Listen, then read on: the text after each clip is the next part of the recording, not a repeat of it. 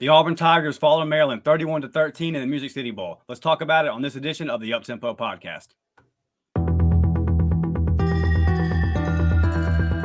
You are now listening to the War Report Podcast Network.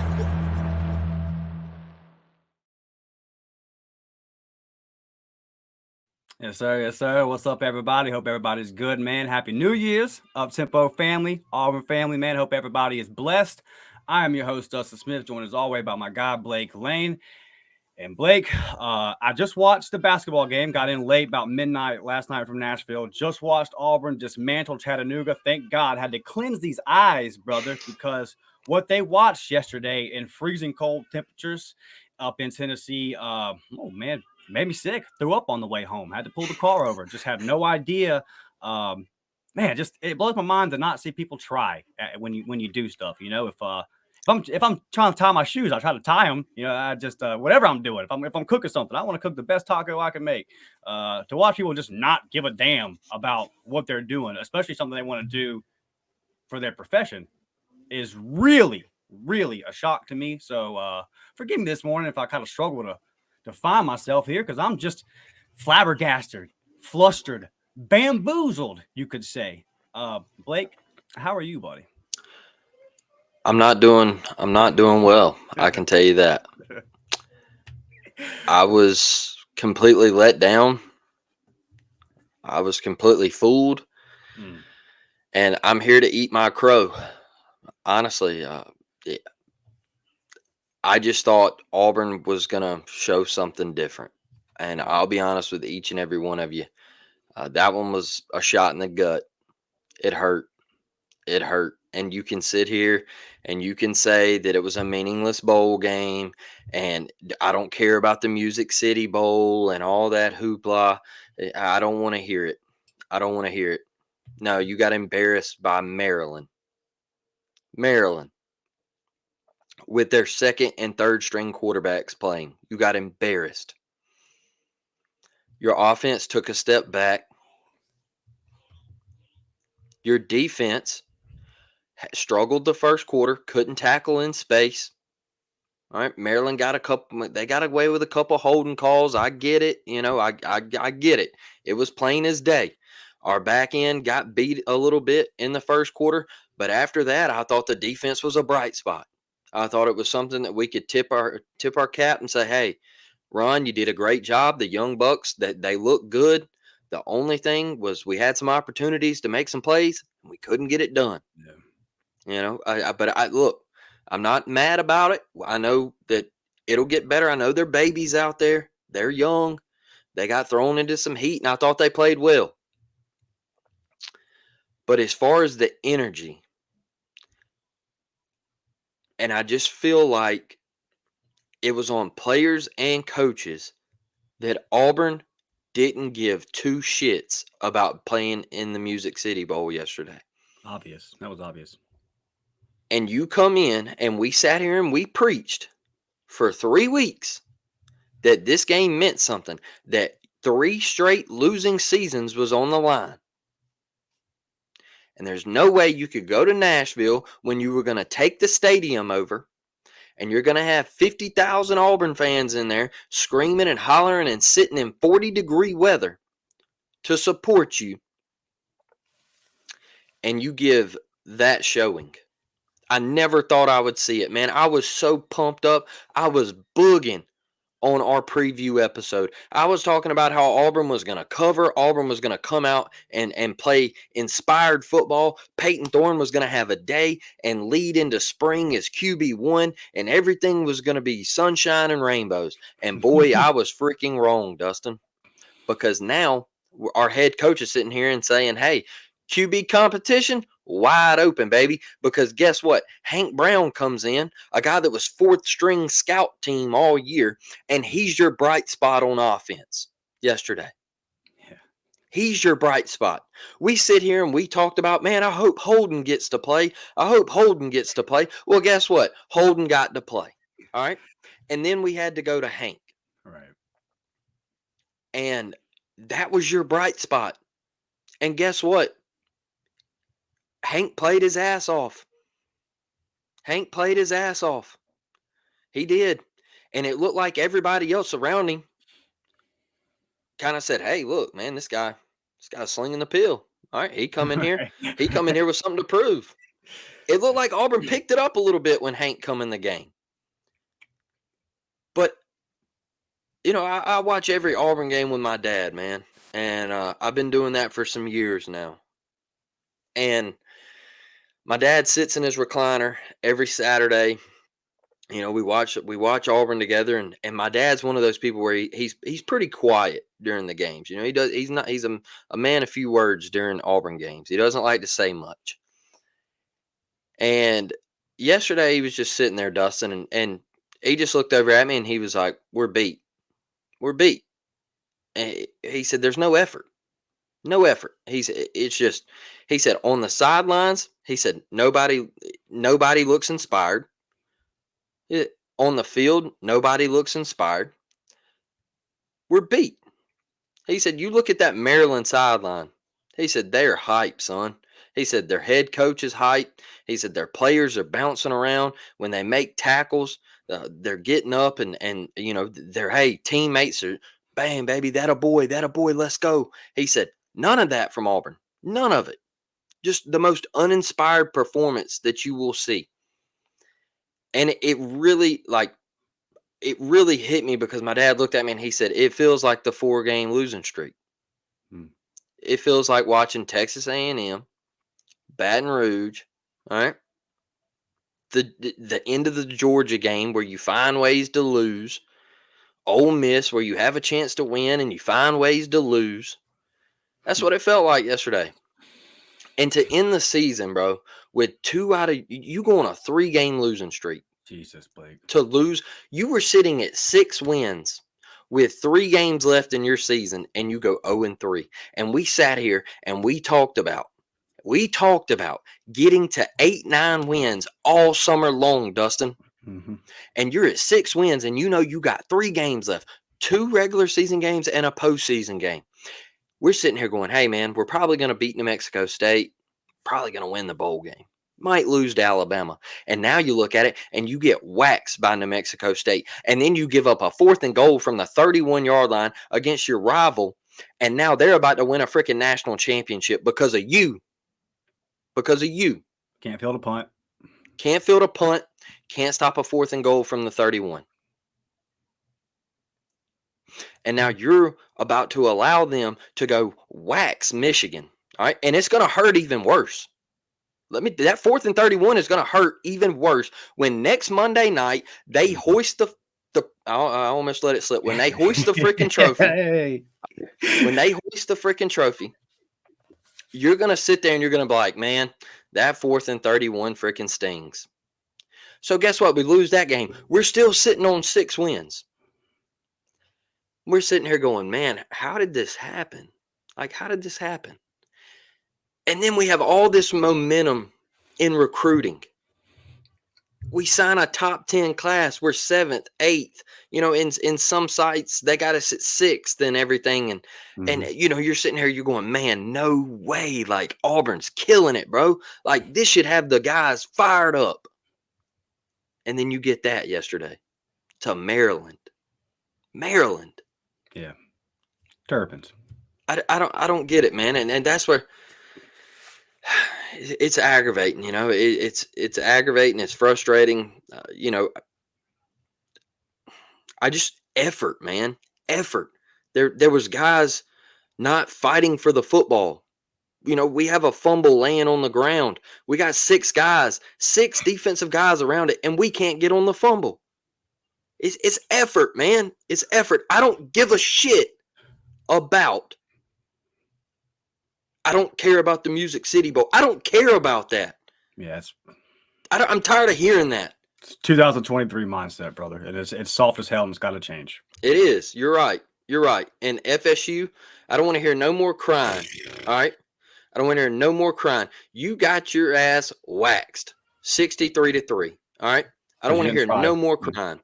There's no freaking way I could ever imagine the 2004 Auburn Tigers sitting out of the Sugar Bowl against Virginia Tech. No way. No shot, brother. this era, man. With look, I'm a supporter of NIL, Dustin. Like Mm-hmm. I support it, and I always say like I'm pro player. Yep. I support kids. Like man, I got my Perry Cup in yesterday. When he put his NIL shop up, I went and spent money in his NIL shop. I support players, and I support the guys in making money. You donate to the baseball team a lot. Yeah, you. It's a fact, man. Like, um, I'm a huge supporter of these kids, but man, you have to show effort. You have to. And yesterday, there wasn't effort, man. There wasn't. It at any point until Hank Brown come in the game. And Hank Brown was a bright spot. I can give him that. And, I never thought, I'll say this, I said it time and time again. I didn't think Hank would see the field, you know. Mm-hmm. I said, hey, I don't think he's ready, I just don't. Not right now. Right. And buddy, he come in and he put on a show. I'll give it to him. The accuracy was there. He wasn't throwing the football behind receivers. All right. He was, I saw the Zach Blackerby episode where he was talking about, things that he wanted to master and everything. And he was, talking about the protection and everything. Like that was his biggest thing, was mastering the protection at the line of scrimmage and everything, and having that cohesiveness with his offensive line. I mean, my buddy was up there making checks and making calls at the line of scrimmage and was saying, hey, look, this is what we're going to do. I think that's the effort that I saw yesterday. That's about the only effort that I saw. And, good for Hank Brown, man. Good for Hank Brown, because I think he honestly opened up, a can of worms at the quarterback position. Mm-hmm. And, hell of a job by him. I'm extremely excited for the kid, Dustin. Yeah. It was funny because I started my descent down the stadium, and then they put Hank in. So I kind of watched, like I was actually like walking out of the stadium. First time, by the way, and Blake knows this. First time, because Blake actually texted me and said, please don't tell me you're doing what you normally do. Because Blake knows that I stay until the clock hits 0, no matter what. Yep. First time yesterday, I was like, you know what? If I'm not going to get the effort, if y'all aren't going to give me the effort that I gave y'all to drive 7 hours from Pensacola up here, get a hotel. Blake, it took 2 hours just to get out of downtown Nashville after the game yesterday, right? Yep. Spend the money, all that stuff. Go through all of that. And then to watch the team not care? Yeah, like first time ever. I'm like, yeah, okay, I'm going to get up out my seat. Because like y'all quit on me. So now for the first time ever, I'm going to quit on y'all today. I'm not saying like I'm not an Auburn fan, but you get what I'm saying. But I got down to like this to the bottom level, and then I saw that Hank had come in, so I kind of watched that last drive, the scoring drive, and all that, just kind of standing at the back part of the stadium. So I can't wait for Ike's film breakdown to go and kind of rewatch it. I'm really excited to watch this film breakdown because we're gonna do episodes here. Obviously we'll continue our episode. We're gonna talk some more football, and when we do, we're gonna talk about this game again because I'm gonna individually call out the people that we see not giving effort on the film because they're gonna stand out. They're gonna stand out. I told Blake, because like obviously we do the content game here, and we had plans on. I was gonna email Blake the Tiger Walk so he could then upload it to our YouTube page as a short. Yep. But and we get the views and all that kind of stuff, content stuff, right? And I told Blake after I said, I sent you this video. It wasn't hype. And you can hear as our players are walking into the stadium, you can hear fans going, are they excited for the game or what? Like literally, I play the video. I'll play it for our members. I'm gonna make a vlog for you guys. And you can hear it. The fans are audibly in the video are like, well, they don't seem too excited to be. They look cold. Look cold. Real quick though, when you talk about Hank Brown, I don't want to get too big on this point. This may be something we can talk about because we're gonna obviously probably there's no telling how much we're gonna talk about quarterback over the summer. Yeah. Jesus Christ, my head almost just exploded thinking about it. But I do. man, I'm just gonna say it. Hank Brown's from Tennessee, right? Where Peyton Thorne from? Chicago, Illinois. A suburb of Chicago, Illinois. Now, it ain't end all be all, okay? Ben Tate came from Maryland. Dog. Okay, so I'm not saying this is end all be all, but hear me when I tell you. It's up to me. Give me them Southern boys, brother. Give me them Southern boys, especially to lead Auburn. Especially to lead Auburn. Because when I make this, it's a bigger point. Because when I look at the portal era across college football, when I watch the bowl games and I see guys sitting out for LSU, let's go away from Auburn for a second. So my fandom here doesn't look as blinding my opinion. Let's go to LSU, a rival of ours that we don't like. They got guys sitting out a bowl game when they're 9-3 with an opportunity to win 10 games and end the season as a double-digit 10-win LSU team. Do you know what that tells me? That tells me that you don't understand what LSU football is. That tells me that you don't understand the tradition and the pride and the hundreds of years and the decades of work and grinding that have gone in to build LSU football into what it is. You do not respect and do not understand the logo on the side of your helmet. You do not respect and you do not understand the SEC patch that you get to wear on your jersey. You don't get it. This whole generation doesn't understand it. There's some. Rivaldo Fairweather gets it. Keontae Scott gets it. Some of them do. You know who doesn't get it? DJ James doesn't get it. Nehemiah Pritchett doesn't get it. Marcus Harris doesn't get it. And Marcus Harris busted his ass for Auburn this year. Okay, Marcus Harris gave us everything and had a great year and was a leader in the locker room. So I want to make that clear. But I'm tired of not. But I'm just gonna tell you what I think. When I see you standing on the sidelines healthy, you quit on your team. You quit on your team, and you quit on all 50,000 Auburn fans yesterday. Did we not need Marcus Harris in the middle? You talked about what happened in the first quarter, Blake. Why did it happen? Why did the defense have a bad first quarter and then get it right? Because you had nothing but freshmen playing. Boy, it sure would have helped if we would have had DJ James back there. Bet it wouldn't have been 21-0 in the first quarter. But DJ James, who's probably going to get drafted in the 4th or 5th round, Marcus Harris, who's going to get drafted 3rd, 4th round, what? And so you don't think I'm blinded by my fandom? I'm calling out Heisman winner Jaden Daniels too. You're 9-3 and you got a damn game to play. You cashed the NIL check, didn't you? You cashed that check. Because some of these kids, I know at least 5 that are going to play for Auburn next year. They are going to get more money than my dad, who busts his ass every single day, has seen the last 10, 15 years combined.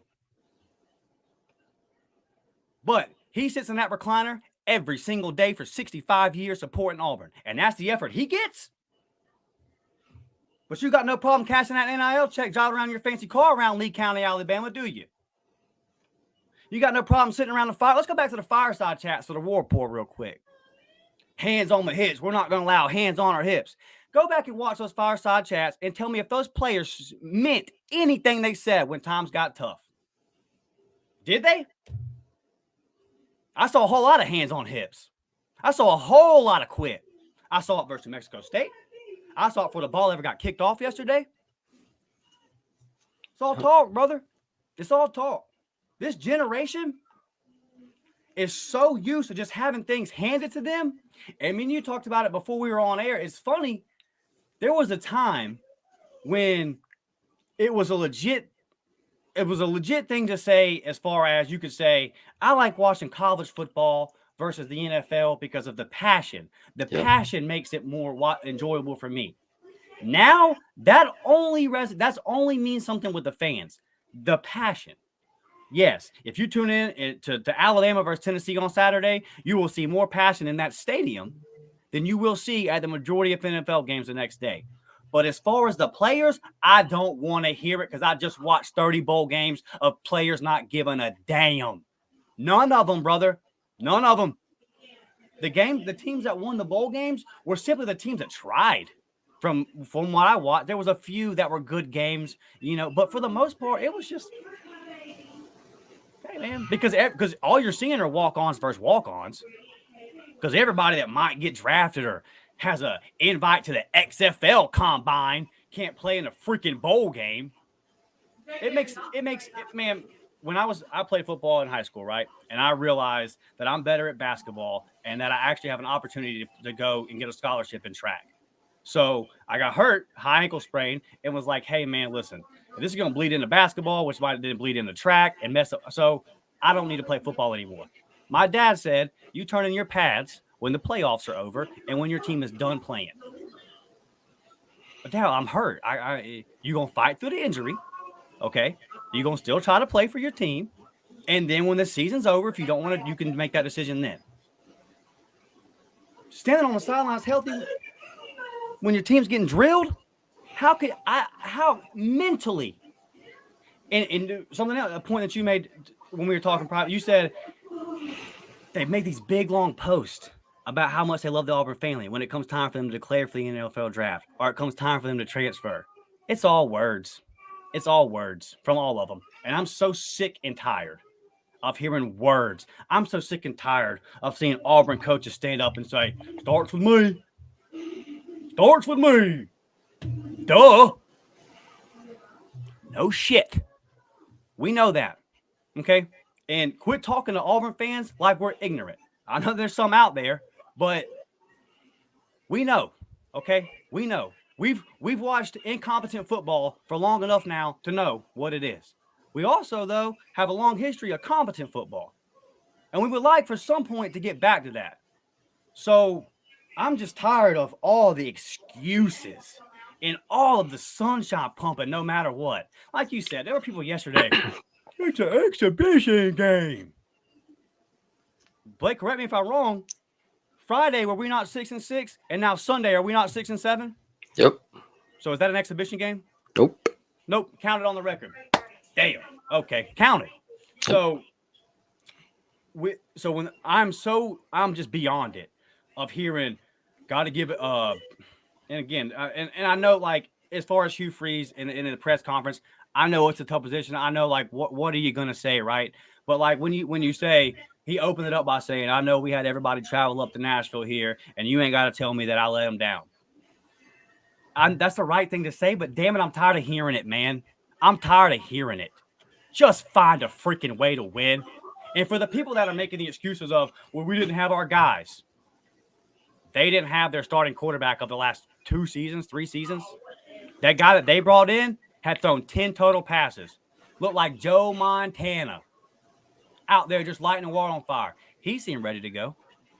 And you said that in our group chat about halfway through the second quarter, you said, kind of takes me back to when Hugh Freeze said I wasn't going to push him too hard during bowl week. Yep. Looks like they didn't get pushed too hard. So I know I'm kind of ranting and raving, man, but like I tell you, I am really over the loser mindset from the players. And it's not all of them. Like, again, I'm not calling out everybody. Like, Rivaldo Fairweather was preaching yesterday. Yep. Okay. And breaking news, some of them guys you've seen in the portal, there's a reason why them boys are in the portal. Because you can't get to practice on time. Because you can't get to meetings on time. Do what? I don't get it.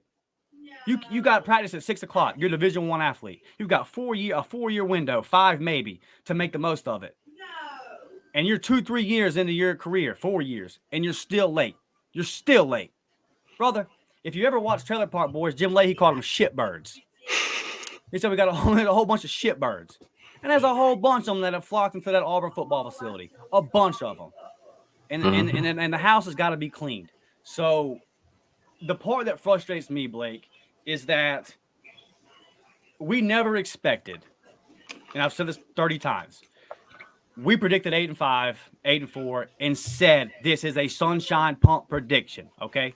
So we predicted a mediocre season and said even that is sunshine pumping. So our expectations here were pretty freaking low, or at least realistic, right? Yeah. But the part that frustrates me, man, is I'm gonna start with 3 things here, okay? Looking at what I wanted at the beginning of the season. I wanted to see the recruiting improve. Obviously, that got knocked out the park. So A+ to this staff, A+ to our recruiting. It really could not have gone any better. Like you freaking killed it. So the recruiting stuff that got fixed. 25 class looks great. I'm fully confident we got the recruiting stuff on the right track. Yep. Let's go to the second thing here. Culture. I don't know if any of it got fixed. I don't know if as we sit here from game 1 to game 13. I don't know. You were 6-4 after Arkansas. You let the whole world know we walk in your trap, take over your trap. You then let New Mexico State walk into your trap, take over your trap. You then let Alabama walk into your trap, take over your trap. And then everyone said Nashville's Auburn North. So Maryland walked into your trap and took over your trap. So maybe worry about your own trap before you start worrying about other people's. So it's just man, there's so much, Blake, to really unpackage here. But it all starts with the effort, right? It all starts with the effort. So I don't think that the effort. I'll be honest with you. I don't feel like the culture got better this year. Now I don't know. Now it may have, right? It may have. I'm not there every day. I'm in Pensacola, Florida. I think it's trending. I think it's trending there. Okay.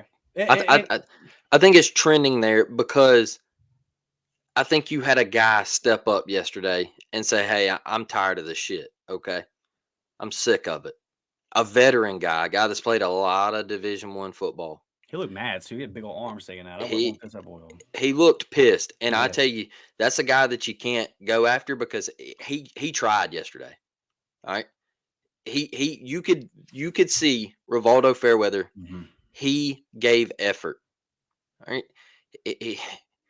very few. All right, very few guys that we can point at and say they gave effort. All right. But that cat cares. And Yes, what he said yesterday was him being a leader. We've always talked about Auburn needs a guy in that offensive room to step up. I think he stepped up yesterday, Dustin, when he said that. And he said, "Hey, you know what? I'm tired of it. I'm sick of it. I didn't come here to lose. I come here to make a difference and change something and get Auburn back to the way that it's supposed to be." So I think it is trending in the right direction. But I mean, like everything you said, man, is I guess I guess we'd be further along was the point. Yeah. I mean, maybe not articulated it the best, but I thought we'd be further along in that culture. Like, I'm kind of shocked that what happened yesterday happened. That was the point I was making. Especially when you got hot, right? Yeah. Like when we got hot and we went on that 3-game winning streak, I never thought the season would end like this. And then you just lay an egg yesterday against Maryland.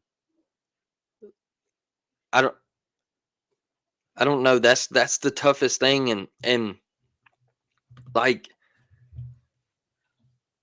my biggest thing yesterday is you just mentioned what I said in the group chat yesterday, in our members group chat. It takes me back to Hugh saying, "I'm not big on bowl week, and I don't really like to ride the guys on bowl week." It showed yesterday. Yes. It showed yesterday that a lot of cats didn't take that game serious, and that hurt. It hurt me. Like, I'm still hurt, man. I woke up this morning and I was like, dude, we freaking lost to Maryland. Like, we got boat raced by Maryland. And I see fans, they're saying, "Oh, well, it was just the transparent Music City Bowl. Who cares? Bowl games don't matter." No, that ain't what you were saying before we went into the game, dog. Right. You were saying Yeah. you were saying that we were gonna boat race Maryland and we were gonna, enjoy a winning season and all this, but now you want to switch up and you want to get on here and say, "Oh, well, bowl games don't matter." No, it mattered. Yesterday mattered. Auburn is now on 3 straight losing seasons. All right. Dustin, the question I wanted to ask you is, I think this is the biggest thing that we have to look at after the game. Hugh said that he never got involved until about, early this week in the game planning. He didn't like it. He didn't think it was great, but he didn't get involved because he was recruiting. All right. Mhm. Do you think this was a Monty? Or, well, if for all the Auburn fans out there, when I say Monty, I mean Philip Montgomery. Right. Do you think this was a Monty pink slip game? Mhm. Do you think Hugh was saying, "Hey, prove yourself"? Let's see if you can come up with a competent game plan. Let's see if you can come up with something that works. I'm going to give you another opportunity. Or do you think this was Hugh just solely saying, like, hey, don't really care about the Music City Bowl? We're going full-fledged recruiting. What do you think he meant by those words? Well, it's funny, everyone has kind of talked about how Hugh Freeze has been the most open and honest coach that Auburn's had in a long time. So I thought it was funny yesterday. He got asked, how do you think you felt like you did in year one? And he said, outside of recruiting, I think I did really bad. Yep. So it's kind of funny to me to watch the fan base argue about it, because it's like, he just told you he didn't do a good job. Yep. So there's really no debate. Like, he said, I didn't do a good job this year outside of recruiting. So he didn't do a good job this year outside of recruiting. Look, you go back and play our episodes from July. Well, we pumped this dude up, and it wasn't pumping him up because we didn't believe in because we're just Auburn fans. If we were doing this whenever we hired Harsin, I promise you, it would not have been the same hype level that first summer that we gave Hugh, right? Yep. Me and Blake genuinely believe in Hugh Freeze. That's why I'm so disappointed in this year, is because this is not the Hugh Freeze that I've watched over the last decade. So to answer your question, Blake, either one is unacceptable in my opinion. So if it is the pink slip scenario, it's unacceptable because you saw at the Ole Miss game, apparently you made the decision that this ain't it. Yep. And you switched it up. And then the offense looked better for the next 5 games. I know that New Mexico State was, but for the most part, the offense looked significantly better when Hugh Freeze said he took over. And then yesterday he says, no, I didn't do this one. And it takes me back to the Cal game where it's like, I didn't call any of the plays except the 3 that worked. I called the touchdown pass to Rivaldo. I didn't call the other ones. But you might be full of shit. That's what it might be here. You might just be full of shit because you only called the ones that work. Oh, you called the Arkansas game, didn't you? Yes, sir. You dial it up in Fayetteville, baby. I let him have it. I let him have it in the City Bowl, though. Get out of here, bro. Either one of them's unacceptable to me. Either one of them's unacceptable. You're the head coach. It falls back on you. Nick Saban's landed the top 10 recruiting classes, top 3 recruiting classes for the last 10 years. Never been outside of 3rd. Only team that ever passed him in recruiting are Clemson and Georgia. Has his team suffered mightily because of his recruiting efforts? Nope. So if you're Hugh Freeze and you needed yesterday to show you that Philip Montgomery wasn't the dude, then I ask you, what were you looking at versus Texas A&M? What were you looking at versus Ole Miss? You already know Philip Montgomery wasn't the dude. That's why you had to make the decision. You have said multiple times as Hugh Freeze that you went in after the Ole Miss game and said, this is what we are doing. Yep. And now all of a sudden yesterday we decided not to do that. Either way, Blake, either of the options you laid out, either one of them, big problem, and it falls solely back on Hugh Freeze and nobody else. That's your decision to make. And if you have decided to come to Auburn and all of a sudden outsource your offense, well, brother, you just had your first ever losing season. Only your second ever. The last one he had was his final year at Ole Miss when obviously things were falling apart. But your first ever losing season taking over a team. By far your worst first year at a team. Not even close. I mean, he took over Ole Miss and they went from 2-10 to freaking 7-6. And that's without a portal, Blake. That's without the portal. We went and signed one of the best portal classes, which again goes to tell you that portal is, man, that portal BS, Blake. You can get some stuff out of there, dude. You can, but I like Jalen McLeod, right? We needed a guy like Dylan Wade and a guy like Muskrat to boost. So I get it. Larry Nixon did not have a good day yesterday, but throughout the season, what we have done without him, you would have had to resort to Wesley Steiner, right? And then who knows how it would have looked? You would have went 3-9 if he had been out there getting all kind of reps. But but either way, brother, it's completely unacceptable from the standpoint of it's your responsibility, and man, why. I don't understand. Was it really a thing? Was it really a thing where Favor Edwin and Damaris Williams And I know you had to keep the guys. You had to keep Perry. I know you still had to do some recruiting, and the guys were already committed. But, like, these last 2 weeks take up 3 weeks, take up all of your time? All of it? Because didn't Maryland have to put together a recruiting class too? All the stuff that Auburn's dealing with, right? Portal, NIL, having to recruit. Is that all? Not all? Maryland have to deal with all that as well? Right? Didn't they have guys sit out too? Did they not look way more prepared? And this is another thing that falls directly on Hugh Freeze, Blake. And it's on the players too. Like, but it's one of the things where it's just the job. Like, I'm not going to get into the program and try to decipher every little. Just ultimately, head coach responsibility falls on you. The effort or lack thereof, versus New Mexico State, it falls on Hugh Freeze. Maybe he did try to get the players pumped up, and they just didn't respond and didn't listen. And he did everything he could. It comes with the title head coach. If the team looks unprepared, it falls on you. And if I'm going to rake Brian Harsin through the coals for 2 years for some of his crap, when I see the exact same crap, I got to call it. Even though I like and believe and champion Hugh Freeze a lot more than I did that guy, I got to be fair. I got to tell you what I see. So yeah, like, if it was a pink slip game, Ole Miss should have been a pink slip game. So why did we just lose our third, fourth bowl game in a row? I'm losing count, brother. I'm losing count. I know we ain't won once since 2018. And when you talk about the comment, not pushing them, my dad called me in the middle of the week when that was said. And he said, I don't know if Hugh Freeze understands how starved we are for a bowl win.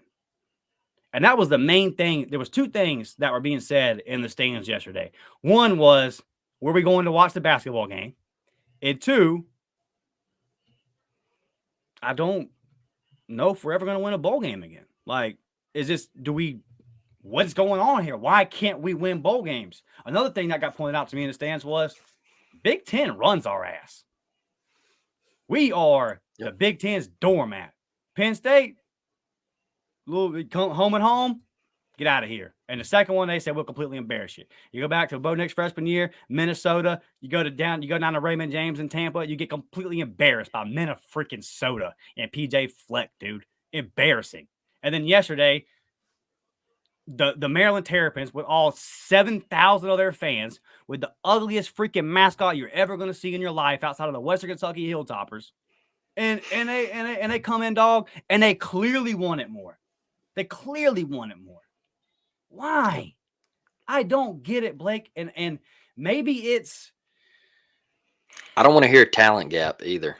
No, sir. Talent, because to that point, talent gap exists. Let's look at the two games where talent gap existed the most. Georgia and Bama. Those were the two widest talent gaps. You played your best 2 games of the season versus those teams. Yep. But then you get to New Mexico State and you get to Maryland with, I hate to tell you guys, but there's not a talent gap there. There is no talent gap between Auburn and New Mexico State. None. I saw that trying to be sold. We've only got one blue chip on offense. Shut up. Go watch the New Mexico State bowl game again. It's effort. It's 100% mentality, 100% effort. And although it all happens within the building, it's all on players and coaches, I would ask the fans to start demanding, not all of you. You know, I love our listeners, but I see some people that just don't care when we lose anymore. And it's like, I gotta quote Herm Edwards here. You play to win the game. Yep. Hello? You play to win the game. And it's wild. It's wild that we live in a time where people don't understand the scoreboard has a purpose. And to the people that, you know, aren't going to like this episode, go read the creed again.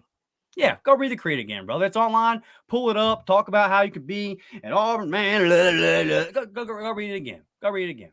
Okay, and maybe you'll feel better about yourself. But like, I'm over it. I'm over the accepting of just losing, because you will be hard pressed. And this isn't a shot at anybody else, because I can't speak for anybody else.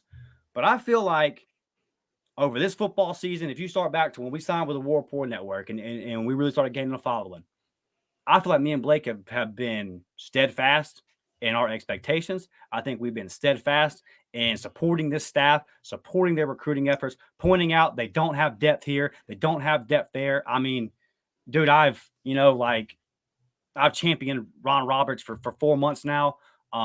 Again, like I'm still a Hugh Freeze supporter. I don't take this as I'm out of the I'm with Hugh Freeze, man. But I'm just telling you, like, at the same time, you got to call out some stuff you see and say, okay, and it's not an end all be all, bro. He can reevaluate. And I've said a million times, Kirby Smart, Nick Saban, and Hugh Freeze. Maybe I'm trying to think off the top of my head. There's just not a lot of guys in college football. Maybe Dan Lanning. I haven't really need to see some more of his kind of coaching style, but there's only so many guys that just have that. Like I look at it, I'm just like, man, I know that guy. Like I know that losing eats him. I know, bro. I know that what happened yesterday is eating Hugh Freeze alive. You can see it on him, dude. You can see it on him. If Hugh Freeze is not successful at Auburn, it will not be from lack of effort or lack of trying. But damn it, if he don't get his players to start buying in, I mean, goodness gracious. And again, it's year one, man. It's year one. There's a lot of programs we can look at and say, year one wasn't the best. Year two wasn't the best. And things started kind of slowly getting right. And I pound the recruiting trail all the time on the podcast because that's how you build a program. And that's also why I haven't been really, really negative, despite how bad this team has got sometimes this year, because I know what we have and what we don't have. And it's hard to make a gourmet meal out of Dollar General groceries. Yep. But I watched Maryland making a pretty good meal out of Dollar General groceries yesterday. I'm watching these other teams do it, and I'm just wondering, Blake, when do we get that? So I'll ask you now. I'll ask your question back to you. What do you think was the situation with Philip Montgomery? And then I'll ask you this on top of it. Do you think that we can move forward with Philip Montgomery on this staff? And do you think that we can move forward and say Philip Montgomery is removed from his position? Do you think there is a path forward for Auburn to winning and Hugh Freeze's tenure being successful without him being more involved and in control of the offense? Look, yesterday, coming out of half, Auburn gets the football. We run the same two plays. We put Peyton in the offense in a 3rd and long. And then we take a sack. Mm-hmm. And we punt it right back to him. Down 24-7. I don't think Auburn can move forward with Philip Montgomery. Yes, it was unacceptable yesterday, but I think yesterday was a pink slip game. I'm sorry if you disagree. I hope you're right. I just think it's over, man. It's looked so bad. It has looked so bad. And I'm sorry if you think that this is just pure negativity. But I feel like it's nothing but the truth, man. And you can get excited for beating Vanderbilt and Arkansas and Mississippi State, and that's cool. That's fun. All right. But that ain't me, dog. That ain't Auburn. All right. I don't get excited. I mean, I love victories. All right. Right. Like in said, the moment. Yeah. They're hard to come by, but Auburn is better than beating Mississippi State, Vandy, and Arkansas, and that's your 3 freaking SEC wins. Yeah. That's not Auburn football. That's not Auburn football, brother. It's not.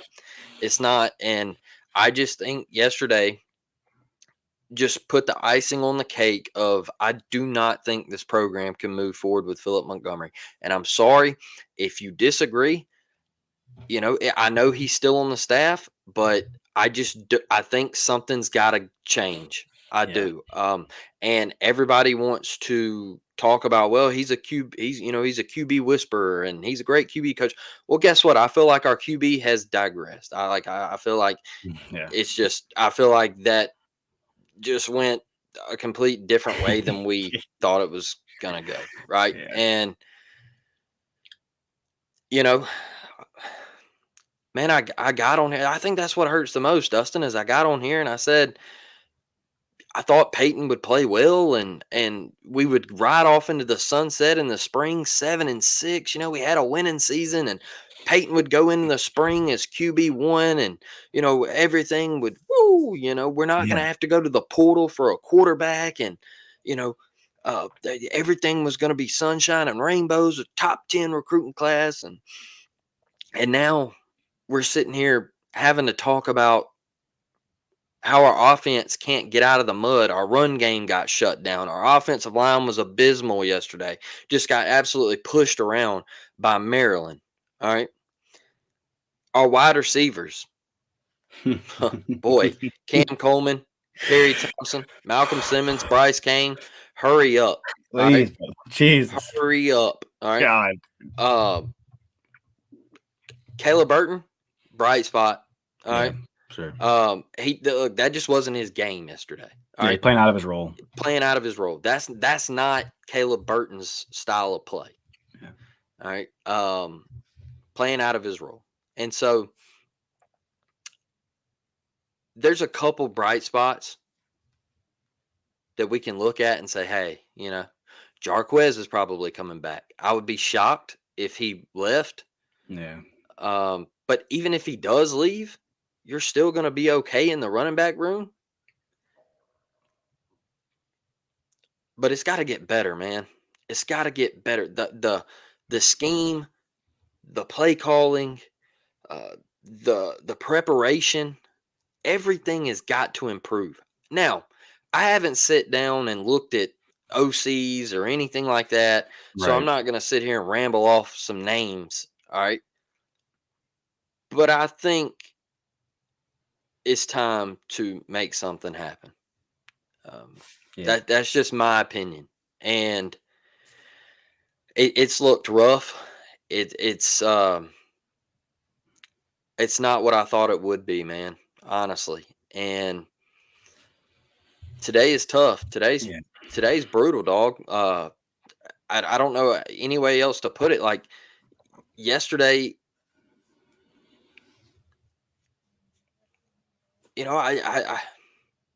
Peyton. Everybody wants to sit here and say, it's all Peyton's fault. It's all Peyton's fault. Peyton sucks. Peyton this, Peyton that. Y'all, it's not just him. Yeah, he's part of it, but he's part of it. But it's not just him, man. Yeah, facts. And for us to just sit here and say, Peyton Thorne this, Peyton Thorne that, Peyton Thorne can't move forward, Peyton Thorne this. Y'all, there was lack of effort in this game yesterday by receivers not giving a damn to catch the football. Fight for the football. Number 4. Fight for the football. All right. There was receivers half-assing routes. Number 4.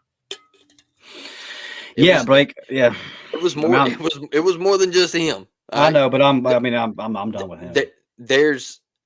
There's O linemen getting absolutely abused. All right.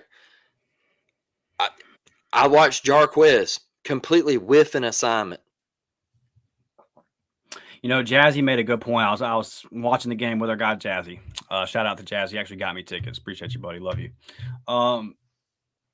Jazzy said at that moment, he said, man, I kind of feel like that should have been Cobb in there. And that's the easy thing to say, like, I guess in that moment, but you're 13 games in. And we all know that Jeremiah Cobb is your best pass blocker. Yeah. So at some point it's like, goodness gracious, man. Goodness gracious. And it's you flip over to the defensive side and you can say what you want to about the defense in the first quarter. Like I said at the beginning of this episode, they were babies on that back end. Yeah, right? They were babies. They're pups. And that defense only gave up 3 points after the first quarter and shouldn't have given up those 3 points because we had a pick on Maryland's drive. All right, we had a pick. That's the thing. We got to get a knack for making a big play. We had multiple opportunities for a pick yesterday. All right, we had a big opportunity like we talked about with the fumble. All right, But they shouldn't even have given up them 3 points after the first quarter. That's how well they played yesterday. They grew up yesterday. There's some talent. Everybody's worried about the secondary. We're talented back there, I tell you. As long as we got Zach Etheridge, I'm not worried about the secondary. We're going to be okay. Right. This defense is going to be fine. I'm sure they will add. They got Gage Keys to come in on the D line. I'm sure they'll add a few more pieces. Coaching condition yesterday too, right? Yeah, Charles Kelly, an elite recruiter. Glad to have him. Can't get here fast enough, right? A very talented football coach. For sure. And, don't pay attention to his job at Colorado and being the DC there. That place was abysmal all year, and he had nothing to work with out there. Right. Look at his recruiting statistics throughout his career. Great addition. So my biggest thing with yesterday, man, is just how unprepared. If Ron Roberts can take what he had to work with yesterday, thin in the back end, thin on the D line, and he can put up a performance to keep us in the game, why couldn't our offense do it? Why couldn't our offense move the football? Hey, like you said, Dustin, Maryland was prepared. Maryland went out there. Maryland's third string quarterback was coming in and letting it fly. Was like, hey, dog, here you go. Bang, So, get you some of that. I want to ask you this, Blake, because it's like I don't want to seem like I'm just pounding our coaching staff, but that example you just gave, is that not coaching? What else can you say that is but coaching? Am I missing something here? Like yesterday, 4th and 4. This one absolutely just shocked me. All right, 4th and 4. We throw a check down. Oh my God! To, I believe it was Damari. Yes, out of the 3 yards backfield. behind the line of scrimmage. 3 yards behind the line of scrimmage, and the ball's thrown behind him. All right, ball's thrown behind him. It's a tough catch. People can say if he catches it, he would have got the first. I don't know because he was off balance, and it would have been a tough catch. And I just don't know if he would have actually got the yardage. All right. I just feel like the play calling was off. I feel like the whole entire game plan was off. And I know we just keep sounding like a broken record, but I think one of the biggest highlights of the day was Oscar Chapman, the fake punt out of our own end zone. Yeah. That was our longest run of the day. I mean, really? Yeah. Yeah. I mean, it doesn't shock me. I just, man. Yeah. We got shut down, and we knew what Maryland was going to try to do. On our preview episode, we said they're going to, bro. The crazy thing is they were shutting us down without an extra man in the box too. It's like they were getting pressure with 4. Like they were literally shutting us down with no extra man in the box, just hat on a hat. Making plays, dog. Mm-hmm. Yeah, wasn't doing anything special. Just whooping our ass. That's why my keys to the game were I literally said what offensive line is going to show up. Yep. My keys to the game was what offensive line shows up. I said if you get the offensive line versus Mexico State, you're going to get blown out in Nashville. If you get the offensive line versus Alabama or Georgia, you'll be okay. So again, to the point I've been making this whole episode. Effort. To me, that's effort. I don't know any other way to connect all those dots and look at it. And because I said on Friday, if the offensive line shows up and tries, you'll be able to tell because we can point out the games where they've shown up and showed out. You cannot tell me, and I'm sure some of it is schematically, right? I'm sure some of it is scheme. And like, I'm not a guru when it comes to the fronts of football. Okay. Know a little bit about the outside, play a little bit, but like, I don't know, as far as what all is going on, stunts, gap assignments, all that, not my forte. But what I can tell, what I do know is if you can move around Georgia, if you can move around Bama, then there's no reason you shouldn't be able to move around New Mexico State or Maryland. So what else am I supposed to look at and say, yes, man, some of that is scheme. But most of it is effort wanting, and give a damn. And I talked about the portal stuff, and I gave the example of LSU earlier. And I do that because, bro, when you're getting guys, this is something I've watched from just college football as a whole, but I've kind of watched it specifically looking at SEC teams.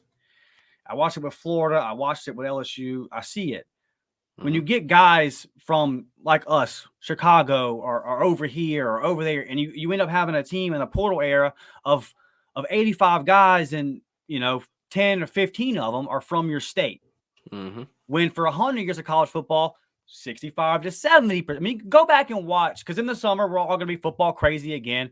Today, I'm thankful that Auburn football has come to an end for a little while. About April-ish, I'm going to be freaking jonesing, dude. Because I'm just sick in the head and can't help myself.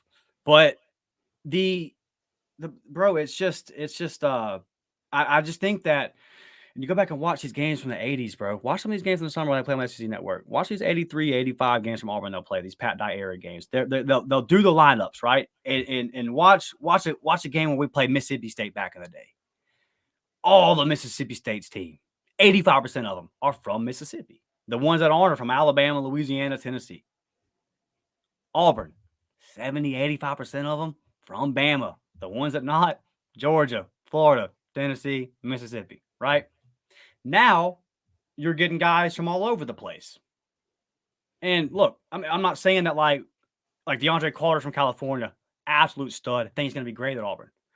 But I think that when you have a team of just one, it's like hired mercenaries, kind of like hired hitman, and then you get guys from all over the country. I don't know if they get it, bro. Like in 85, you didn't have to tell a roster full of kids from the South what it meant to play for Auburn, what it meant to play in the Iron Bowl. Now you do. Now you do. Peyton Thorne don't know anything about Auburn versus Georgia. He can Google it. He can research it. He can do all the studying he wants. But until he's lived in it, until he's been around it, there's no way for him to know. There's no way for any of these guys to know what the Iron Bowl means. They might know now that they've played a year in it, that they've played a year at Auburn and they've seen it, but they had no way of knowing. Now, look at a guy like Cadillac Williams. Never had to explain it to him, did you? Nope, you don't. You've never had to explain it to Jarquez Hunter, have you? He's from Mississippi. He gets it. Yep. So again, don't take this as Dustin's hunkering down and saying, don't get anybody from outside the Mason-Dixon line. Not what I'm saying. What I'm saying, when I watch these teams as a whole, it does kind of make sense. I'm looking, I'm saying, man, all those kids down there at Florida, they don't give a damn about that gator. They don't give a damn about that F on the side of the helmet. They just don't. They don't care about that LSU logo. Where, as an Auburn fan, somebody who grew up in SEC country, I don't like those teams, but damn it, I respect them. Yep. I respect the hell out of that LSU logo. I respect the hell out of what they do in Baton Rouge Saturday night. I know what Florida is when they get right. I've seen Steve Spurrier. I've seen Urban Meyer. I know what they can do in Gainesville. They got the right guy in there. Gainesville's a top 5 program in the country. Right now, they had a bunch of guys that don't get it. And you're trying to get all these guys from the portal because you're trying to patch holes. Hugh said it yesterday. It's the disease in me. We got the disease in me, something bad. And he said, look, it's not just Auburn. Everybody's dealing with it. But, and Blake, me and you heard stuff in the summer that, like, sometimes you really wish you could just say stuff out loud because people didn't understand, but you can't. But we heard stuff and it was just like, we were like, oh boy, like a lot of guys still being late, a lot of fighting on the team still happening, kind of thing. And I hope you're right when you say, like, you think those things are trending in the right direction. I would say back to the 3 points at the beginning of the season. I wanted to see the increase in recruiting. Obviously, I mean, they did better than I even thought they would. Culture, I hope you're right in saying that it's changing. It didn't make the jump I thought it would. Maybe it's going to take more time. Maybe it was just that messed up. And then the third thing is the on the field. We went 5-7 last year, and we went 6-7 this year. I don't think we got that much better on the field. I don't. So out of the 3 things that I started at the beginning of the year that I wanted to see improved, I saw one of them. So does that mean that, and again, maybe on the culture part, maybe you're right, and that it is trending in the right direction. Maybe we need it this year, culture-wise. Maybe those guys thought that they had done enough in the offseason, and maybe they thought they had built up the culture, and now maybe it's a slap in the face to some of those. Maybe Keontae, and it's my prayer that Keontae Scott and Rivaldo Fairweather, who I watched that podium yesterday, look gutted. Okay, so when I talk Yep. about guys not trying, I ain't talking about them. I'm not talking about everybody. We know what Connor Lou's trying to do. We know Keldrick Faulk gonna bring that juice. You know, there's plenty of guys out there. Look, Eugene Asante had a very, very, very, very, very bad first quarter. One, he turned around, he played great the rest of the game. But two, I don't question his effort. So like, I hate that he missed those tackles, but like, I don't question the kid's effort. So I can live with it, bro. I can live with it. But the lack of effort stuff, I'm over it, man. So my prayer is that Rivaldo goes back to that offense, and that Keontae goes back to that defense, and they say, hey, we thought we were doing enough, but it's not enough. And for those young cats, for the Auburn profile, the Auburn Twitter profile posted a picture of the young freshmen that have been practicing. They were at the game. And then for the young cats that got to play yesterday, specifically kind of in the secondary, just, brother, like, I pray that you take that one. I pray that it bothered you, because nowadays I don't know if it does it. I don't know. I mean, I would assume it did, but like, I don't know these kids, right? For one, I think it bothered you. I hope it bothered you. And for two, I hope you use it as fuel, man, because that's all you like. That's all you can do at this point. And you know, it's not like you can just come in and say, okay, everybody that don't want to be here, go. Like, because some people did. You know, Jeffrey Imba didn't want to be here, so he left. And congratulations on his whopping 8 tackles this year. But there are probably some guys like VAR who were like, I'll stick it out, I'll get it right, and then didn't get it right and doesn't want to be a part of it. So now you're gone. So maybe it's as far as a culture, maybe it's just going to take a little more time as far as that part. I'm not talking about the wins. Okay. I'm not talking about the wins, because I will stay steadfast in saying that I don't think this program, I am not going to look at Hugh Freeze from a straight up win-loss perspective, like just looking at the record and going, okay, until year 3. I'm looking at other stuff, man. Again, it's not about the record to me. I'm not happy with 6-7. I would have liked a winning season, but I did expect that at least. But I'm upset about the things that are happening to get there. All the stuff that went on to get to the losing. That's the part. Yeah. That's the part that concerned me, because a lot of it wasn't just talent gap. So as we move forward, Blake, I know we got to wrap this thing up. We're gonna do, you know, this was just a reaction episode, so there's so many more conversations to have now as far as looking to the future. We made a brief mention of it. There's a big time hire for defensive staff there.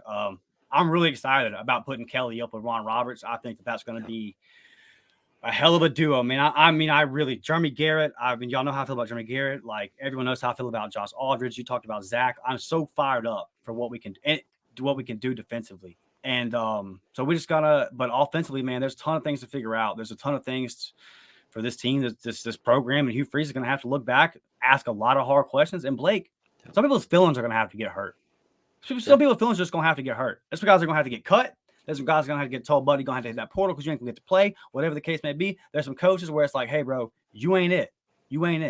And again, none of this is personal. So like, I know I've been hard on Cam Brown lately, but like, I want Cam Brown to succeed. I want Cam Brown to be successful. So I'm pulling for the kid. And I know that we've gone off on this episode. So I just want to again reiterate, like, I'm pulling for all these people personally, man.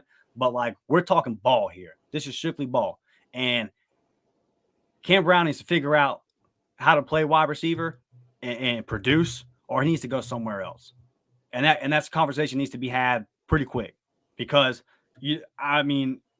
and we'll talk about it as the summer goes on here, but like, I am okay with going 6-6, 7-5 next year if you're just playing all the freshmen at receiver versus playing a guy like that who ain't going to do nothing, trying to find an extra win somewhere, right? So like, there's a ton of things for offensively for us to figure out moving forward and defensively, but I feel comfortable, and I love the addition to Kelly, bro. I really do. Like, recruiting wise and on the field, the dude's a dog. He's an absolute dog. He's going to help us out so much. And look, I mean, where would we be without this defense this year, Blake? 3-9?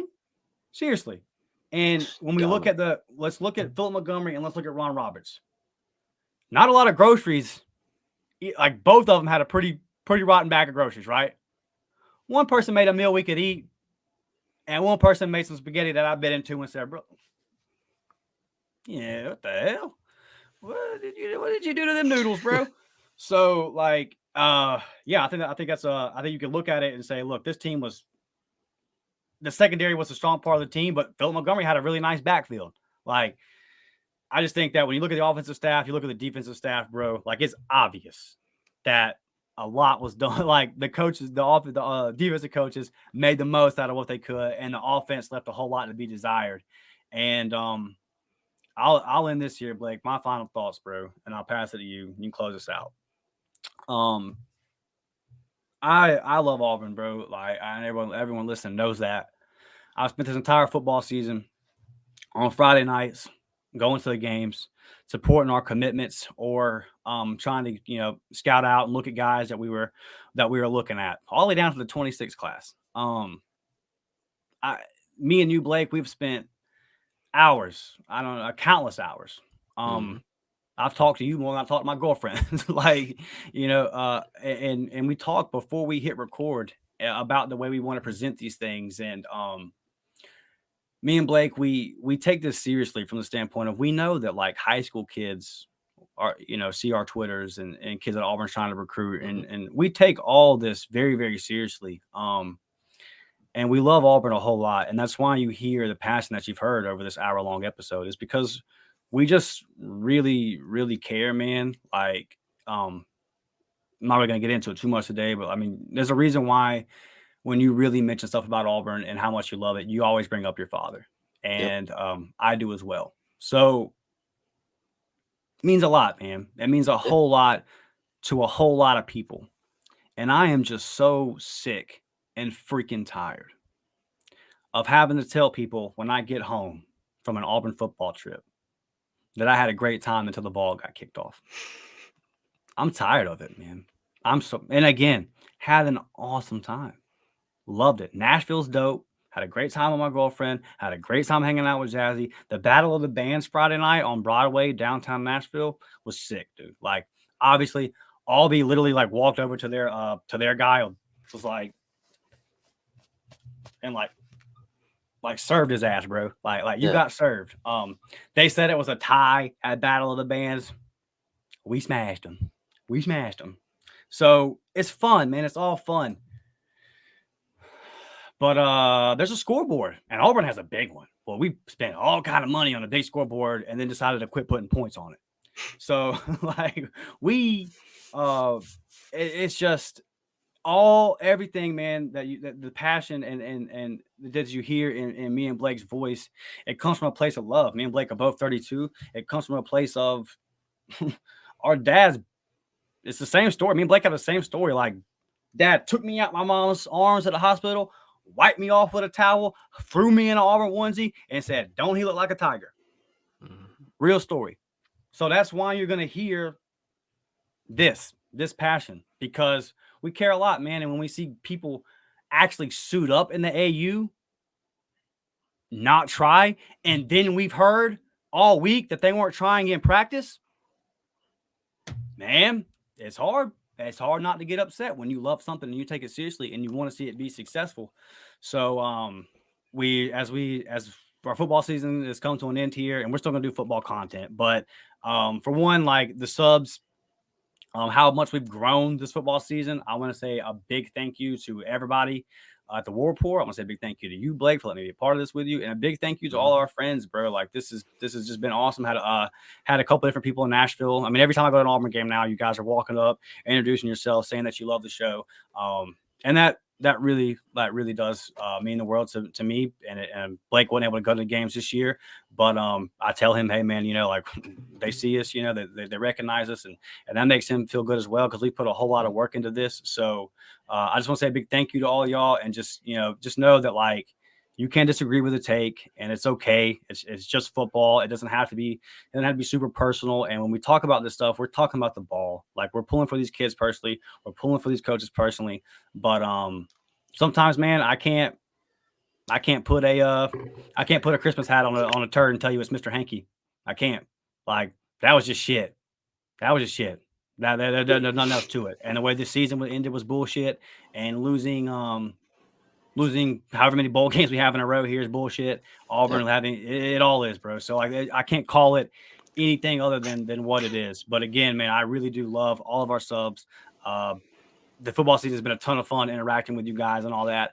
And we're still gonna pump it out, bro. I told our members, like, y'all better get ready for this recruiting stuff, because here at the War Report Network, we're about to turn up the recruiting, and I'm gonna be a big part of it, and Blake is too. So we're gonna keep doing the Auburn content thing, man. We're gonna keep like pumping this out, and War Eagle and all that kind of stuff. But we got to be real. We got to be real, and we got to be honest sometimes. And I think the feedback, Blake, that me and you have got since we've been doing this, the majority of the people that sub to our channel and tell us they love us, is they say we love the passion. Yep. They say that we know you guys really love Auburn. And so that will never change. Me and Blake will always bring the juice. We will always bring the passion. You can go back and play our episodes after we beat Vanderbilt. UMass. And me and Blake are on here. Let's go. Like, we gonna hype it, bro. We gonna rep Auburn. But and I'll give this final example here, and then I'll have you, Blake. But you know, we love Coop, right? We love Cooper McBurry, the first baseman for Auburn. He was the first Auburn athlete that ever gave us a chance to interview him. Him and his family have been super supportive of us and all that kind of stuff. Like I love Cooper, right? There's not an athlete right now at Auburn I want to see be successful more than Cooper McMurray. If Cooper goes on like a 0 for 20 streak, 7 strikeouts, makes a couple errors at first, guess what I'm gonna say? I'm gonna say Cooper McMurray ain't getting it done at first base, and he needs to figure it out. And Coop knows that, because me and you have told him that, like, right? So like, he knows that, he gets it.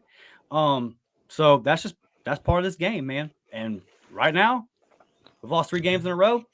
We got to come here and tell you we've lost 3 games in a row, and that effort yesterday wasn't it. And if we lost 27 or 24, and we fought and we gave it every single thing we had, the tone on this one would have been a lot different. And if you don't believe that, go back and listen to the Georgia episode. Go back and listen to my post game after Georgia on the War Report Network, or my post game immediately after the game in the Iron Bowl, because I felt like we gave effort then. It ain't about winning and losing right now. Now in year 3, I'm gonna be like, hey, bro, what's up? But right now, it's about this effort, and I just don't think, Blake, that after that Arkansas game, it was. I mean, I know like you tried in the Bama game, but New Mexico State in this game, man, and then even the Bama game, like, you gave it away. So it's just it's frustrating. It's really frustrating. When you talk about all the recruiting momentum that we had, you really had an opportunity. And as you said, bro, the opportunities, how many, like the fumbles, the picks, I mean, you didn't take them. And not only did you not make them in the game, but in the season, right? Like you said earlier, New Mexico State, you're 6-4, big opportunity ahead of you. You're 6-4. So let's say you lose to Bama. You still had opportunity to win 2 of your next 3 games, finish the season on a high note, and you come out and just completely crap the bed. Okay, but you get a top 10 recruiting class, like you said, top 5 somewhere. You got an opportunity to jump on that momentum, shoot into the offseason, get some portal additions, everybody be super hyped. Now we got quarterback questions. We got questions about who's going to be calling play. It's just, we got to quit. I said it all summer, and unfortunately, I'm going to have to say it again, apparently. Opportunities will present themselves for Auburn in big games. Cam Riley will have an opportunity to make a pick. Auburn will have the opportunity to get a stop on 4th and goal from the 31. You have an opportunity in a bowl game to show up and make it. And the ball's on the ground. JD Rim tips the ball and it goes right to the freaking guy. Like, we just don't make the plays, bro. And until we make the plays in the big games, this is what it's going to be, and you're not going to make the big plays until you make them. And I know that sounds crazy, but like, the point I make on that is there's a mental block in the entire Auburn program. Fans, players, coaches. Everyone is expecting it to go wrong, and it does. And until we get past that, all of us, we like to preach family, right? We like to preach family, and I got guys sitting out on bowl games talking about I love the family. I'm a 6th-round pick, and I love the family, but I can't play the ball game. Whatever, bro. And same thing for the fans, man. Same thing for the fans. Like, it's just and not everybody. I'm just saying we've all got to get in here, man, and just demand winning. Like, it has to be. Man, they wouldn't put up with some of this crap in Tuscaloosa. They wouldn't put up with a lot of this crap, and we got to kind of get back as the Auburn fans of kind of remembering what Auburn football is, what the standard for Auburn football is, and start holding our team, our coaches and players accountable to that. So, but again, just I know I kind of said a lot there, but just again, I just want to say thank you, man, to everybody because this football season, it has been a ton of fun. I've loved going to all the games on Friday nights and doing all that. It's all just been a blast, and we're still gonna do the football content and everything. My hope for this team, man, and this program in the future is we just give the fans what they deserve, man. I mean, we show up and we show out and we show up and we show out and we show up and we show out and we continue to do it and we continue to do it. And I think that everybody out there, dude, is just starved to receive it, to get it back. So I don't know when exactly that's going to come, but just know that through all of it, Blake. I'm gonna be right back at the game versus Alabama A&M. I don't know no other way, bro. I don't know nothing else but to go support this damn team. So I'm gonna keep doing that, man. And war damn eagle. My final thoughts, Dustin. Love everything you said. My final thoughts is it's kind of two different parts here. Is I think Auburn football will be okay. I think, like I said, I think everything's headed into the right direction. If certain things happen, I believe in Hugh Freeze. I think we're going to be okay. Look, we were in a black hole. We were in a dark black hole. We struggled with just not having talent in big games. All right, there's games that we should have won that we didn't. It was a tough first year. Hugh Freeze admitted, hey, I wasn't great. Yep. I did great recruiting. I wasn't great on the field. Hopefully all of that can change. We can grind and get it right. All right. You lost 3 straight games going into 2024. That's tough. I still believe in this coaching staff. I still believe in this football program. All right. Last episode we did. All right. That was my first thing. Last episode we did, I made a comment about Caleb Williams sitting out and not playing. All right. I appreciate you listening to the show. I love it. Thank you. But I forget who it was, but they commented and said, understanding the life-changing money that's on the table isn't hard to get or whatever. Right. That's pretty simple to understand. And I get that, right? Like, cool, But yesterday during the game, I saw a quarterback keep getting thrown in our face. All right.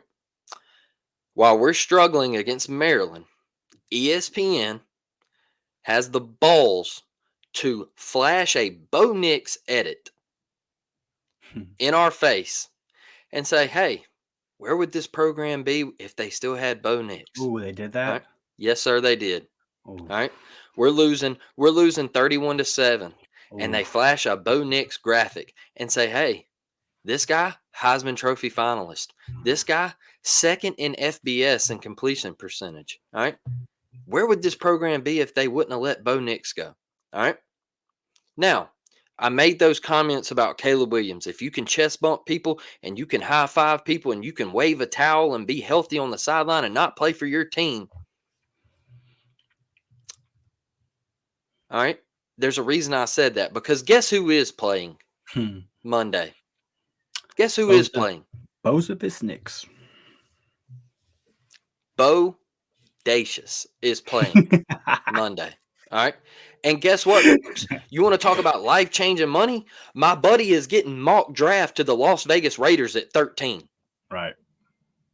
He's getting mock draft 22nd or 23rd to the Minnesota Vikings. And you want to sit here and talk about life-changing money? No. It's about bowing your damn neck and playing and finishing what you started, dog. Yep. That's what it's about.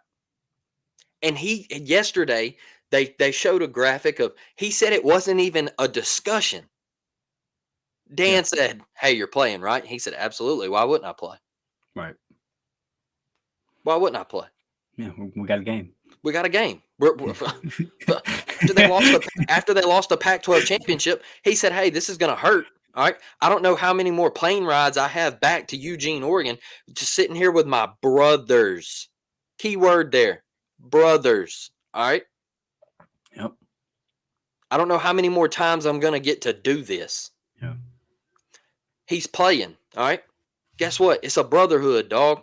It means something to kids like that. And I get it. You want to talk about life-changing money. But my buddy has worked himself into a mock draft first round money. And getting picked 22nd or 13th, that's life-changing money. That's first round money. And he's playing against Liberty in the Fiesta Bowl. Because guess what? He didn't give up on his team, Dustin. Yep. He didn't give up on his team, brother. They lost in the Pac-12 championship. His Heisman went out the window. All right. If they win that game, he wins the Heisman. His Heisman went out the window. His chance of going to the college football playoffs that he talked about since a kid went out the window. All right. I'll tell you this. You want to know why I didn't go to an Auburn game this year? Because I flew 2,600 miles to go see that kid play. I flew 2,600 miles to go see that guy play because I knew he was a gamer and he freaking wanted to finish what he started, man. And I'll be honest with you, at times I was rough on the kid when he was at Auburn. But you can see he still loves Auburn. He gave everything he ever could to our school. And he's playing in the game, dog. And I'm sick of this era opting out. I'm tired of it. You want to be treated like a professional athlete and you want NIL, then damn it, you play like a professional athlete and you play the freaking games. Could you ever imagine, Dustin, an NFL player? Let's just take a guy from the Jets, Sauce Gardner. Let's take Sauce Gardner, all right? Highly profiled DB for the Jets, first round pick, elite talent, one of the best in the league. Yep. If he come to the Jets and he said, you know what? We're not going to the playoffs, so I'm going to just sit out the rest of the year. Just don't feel like playing, man. Screw it. I don't feel like playing. We suck. I'm done, man. I'm done. He'd be out the league, Blake. He'd be out the league. Despite how good he is, he'd be out the league, and nobody would touch him. Cut. Look at Russell Wilson, all right? Dog, Russell Wilson just got told, hey, we're cutting you. We're cutting you in March. Right. You know what Russell Wilson did? He went to a press conference and answered questions about it. They said, hey, man, how do you feel about this? And he said, you know what? Whatever God puts in front of the table, you know, that's the way we'll go. You know, I know there's another opportunity out there somewhere. We just got to sit around and pray about it and we'll figure this thing out. He didn't say, I ain't going to that damn podium. Screw that. Screw that press conference. I ain't doing that. Dog, what are we teaching our kids, man? Well, what are we teaching our children? How to be losers. Like, look, I'm okay with the transfer portal. Okay. If you are unhappy in a situation and you don't think you might be getting a fair shake somewhere, I'm cool with you opting to transfer. All right. But now we have opened it up to where you can transfer as much as you want. Yeah. So there's guys out here on their 4th and 5th school. Yeah, like we have to, man, when all of this started with NIL and transfer portal, I was so for it. And I was like, man, this is great. Like, kids are going to get paid. I'm always, like I said, I'm pro player. If guys are in a bad situation, they can portal out and go to a different school and maybe get themselves in a great situation, just like Bo did. All right. But Bo Nix, he anchored down and he worked his ass off. Mm-hmm. All right. He didn't. Oh, well, you know, things aren't working out here at Oregon. All right. Remember, they got beat 49-3 their first game at Oregon. Yeah. He didn't immediately come out and say, well, you know what? You know, it's just not working out at Oregon. I'm gonna hit the transfer portal and I'm gonna transfer to Utah. Dog, what are we teaching our kids, man? Like, I don't get it. You know, Florida State, I don't want to ever hear a damn. I don't want to hear anything. Nothing. Not a freaking word. Absolutely pathetic. Pitiful. All right. And you had, I don't care how many people you had sit out. No. And for you to sit here and tell me that you deserved a shot to be in the college football playoffs, get out of here, man. Ridiculous. Yeah. You would have Whole got team set pumped. out, Blake. If anybody deserved a chance at the college football playoffs, it was Georgia. It was Georgia. Right. They got screwed, not FSU. Georgia got screwed because they're one of the top 4. Yeah. Why? If you're Florida State, I mean, the Sugar Bowl, I love that. I never thought about that angle. Show up, win the game, and then say, damn it, we told y'all we're the national champions. We told y'all that. But instead, it's this new era where, times are tough. Well, let's pack it up and call it the day. We got screwed. We ain't going to fight. Could you imagine Jason Campbell coming out and saying, hey, I'm going to opt out of the Sugar Bowl and not play against Virginia Tech? I couldn't. There's no way. Could just let that go through your mind real quick. Right. Cadillac and Ronnie both coming out and saying, you know what? Junior Rose Green, you know what? We're just not going to play. We got screwed. So we're just not going to play. No, you know what they did? An undefeated season meant something. Right. It meant something to those guys. And they still wear it on their chest, bro. Every time hey, we went undefeated for the Auburn Tigers. It meant something to win that Sugar Bowl. And now they can say, hey, guess what? You screwed us, dog. You screwed us. Instead, Florida State, you sat around for a month and you pouted about it. We didn't get in. All right. I hate that Jordan Travis broke his leg. I hate it because the kid, yesterday he was on the sideline with Brock Glenn. He was going over coverages and everything and plays and all of this stuff, man. It was great to see him do that. It sucks. But these guys could have opted in to play that game yesterday. And even if you get beat, you went out fighting for your university. That's the difference in today's game, man. That's the difference. It's no passion. And people want to sit here and say, oh, well, college football is better than the NFL. Get out of here. That's blasphemy, dog. That is blasphemy. That is the worst take I've ever heard. It's awful. Yeah, it's bad. I'm just sick of it, man. I'm fed up with it. Like you said earlier, bowl season used to mean something. It used to be fun. Remember when you used to get into the bowl tracker and they would keep the records of the conferences? I mean, they still do it, but it don't mean a damn thing anymore. Oh, yeah. I mean, it was fun, man. And now it sucks. It sucks. But respect to number 10 at Oregon. And I'll be straight up with you. I love Auburn to death, but that's the reason I didn't go to an Auburn game this year.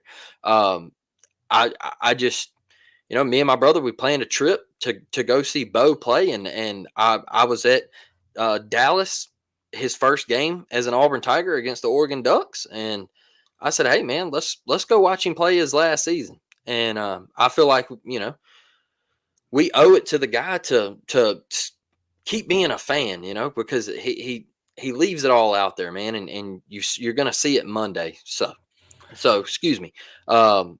I'm just kind of hurt at all the opting out and stuff, man. It gets under my skin, dude. Yeah, mine too. And I think everybody's gonna get that after this episode. We are not a fan of people opting out of bowl games. And look, yeah, I mean, you're obviously a much bigger Bo Nix guy than me, but yeah, I mean, I'm not gonna say anything bad about the kid's competitiveness. And yeah, like you said, when I never had a question that Bo was like, I knew he was gonna play in the bowl game, right? Yeah. So I'm not his biggest fan, and it's not personal. Again, it's all football. You want to know why I'm not a big Bo Nix fan? He left Auburn. Period. Yep. I know, like, probably the right decision for him. Can't even argue it at this point. If I was Bo Nix, I probably would have made that decision, especially if I was dealing with Brian freaking Harsin every day. Yeah. Like, I'm not knocking. I'm just telling y'all again, fan, not personal. Yeah. Not personal stuff, just fan. The fan in me is like, you left Auburn, screw you. So that's really the root of it'll be. And guess what? Going to be the same thing with Alan Flanagan this year. And y'all know that I've told everybody, I love me some Robbie Ashford. Guess how much you're going to hear me talk about Robbie Ashford moving forward? Yeah, zero. But that's just me. But yeah, bro, like I do feel what you're saying. And yeah, it's hard to when you see the majority of these kids not cut from that cloth.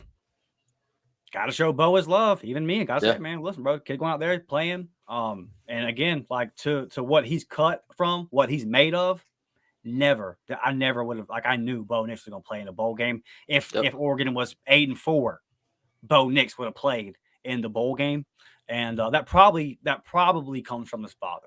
If I had to guess, that's probably something that's been instilled in him from his dad about finishing what you started, how to be a true quarterback, to be a true leader. And if I was an NFL scout and I was looking at, if I was an NFL GM and my scouts were bringing me scouting reports on Bo Nix or Caleb Williams, participated in bowl, did not participate in bowl, would go heavy. It'd be a heavy lean Bo Nix. And then the second one would be paints fingernails and doesn't paint fingernails. And I would be going heavy towards my quarterback that doesn't paint fingernails as well. You can hear here first, January 31st, New Year's Eve, 2023. Caleb Williams is going to be a bust in the NFL. He's not going to be good. And I'll stand on that one. So appreciate everybody listening to us, man. I know it wasn't the funnest episode. Hey. We will be back Tuesday. And look, we still going to do some football stuff. But listen, man, we've done some basketball episodes and nobody's been watching them. And we get it. It was football season, all that kind of stuff. But guys, winning is fun. Okay. And Bruce Pearl knows how to win. So let's tap in. Let's support this basketball team that I think is going to make a deep run in March if they keep doing what they're doing. I like the way this team is built, not just right now, but for March. And this is a program, this is a culture where it was bad and got figured out. So hopefully Hugh Freeze can do the same for the football team. We went an hour and a half today, Blake. We got a lot off our chest. Hey, it was worth it. It was worth it, man. Yesterday sucked. So yeah. War Damn Eagle. War Damn Eagle forever and always. Hit that thumbs up button, man. Hit that subscribe button. We will be back Tuesday night with the live show for our members. Give me a couple of days and I'll put together the content that I promised you from the bowl game. You will notice there's a whole lot of stuff leading up to the bowl game, and then there's a little bit of content after it. But I'll make that thing look nice for you guys, and it'll come out this week, and we'll do our member podcast and all that stuff as well. So like button, subscribe button. Love y'all. Tuesday night, 7 p.m. War Damn Eagle. We're out of here.